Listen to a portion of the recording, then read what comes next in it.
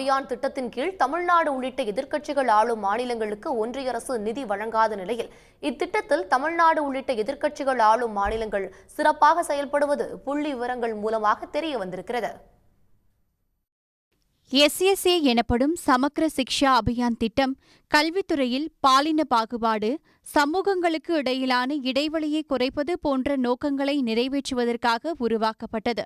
2019 முதல் 2021 வரையிலான தேசிய குடும்ப நல ஆய்வு மற்றும் ஒன்றிய கல்வித்துறையின் தகவல் மேலாண்மை இயக்கத்தின் தரவுகளின் அடிப்படையில் இத்திட்டத்தை செயல்படுத்துவதில் தமிழ்நாடு, கேரளா, மேற்கு வங்கம், பஞ்சாப் மற்றும் டெல்லி ஆகிய எதிர்க்கட்சிகள் ஆளும் மாநிலங்கள் முன்னிலையில் உள்ளன.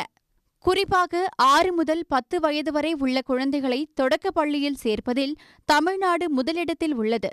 அதே நேரத்தில் பாஜக ஆளும் உத்தரப்பிரதேசம் மற்றும் பாஜக கூட்டணி ஆளும் பீகார் மாநிலங்கள் கடைசியில் உள்ளன. தொடக்கப்பள்ளி முடித்து உயர்நிலை கல்விக்கு செல்லும் மாணவிகள் பட்டியலிலும் தமிழ்நாடு முன்னணியில் உள்ளது.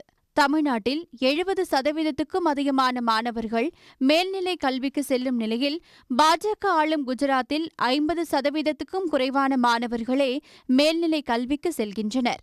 தமிழ்நாட்டில் ஏறக்குறைய அனைத்து பள்ளிகளிலும் பெண் குழந்தைகளுக்கான கழிப்பிட வசதி உள்ளதாகவும், பாஜக ஆளும் மாநிலங்களில் உள்ள பள்ளிகளில் பெண் குழந்தைகளுக்கான கழிப்பிட வசதி போதுமான அளவு செய்து தரப்படவில்லை என்றும் புள்ளி விவரங்கள் கூறுகின்றன.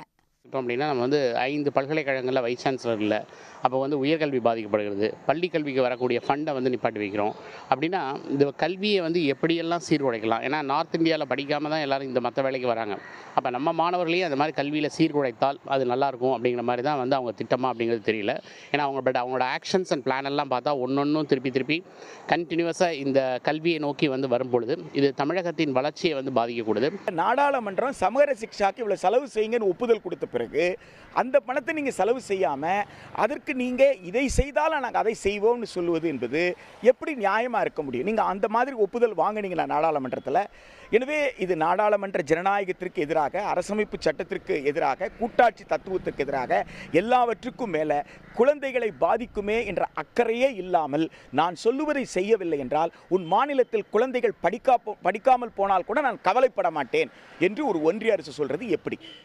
SSA திட்டத்தில் தமிழ்நாட்டுக்கு 3586 கோடி ரூபாய் நிதி ஒதுக்கப்பட்டுள்ள நிலையில் ஒன்றிய அரசின் பங்களிப்பாக 2152 கோடி ரூபாய் நிதி வழங்க வேண்டும். ஆனால் இத்திட்டத்திற்கான நிதியை ஒதுக்காமல் ஒன்றிய அரசு புறக்கணித்துள்ளது.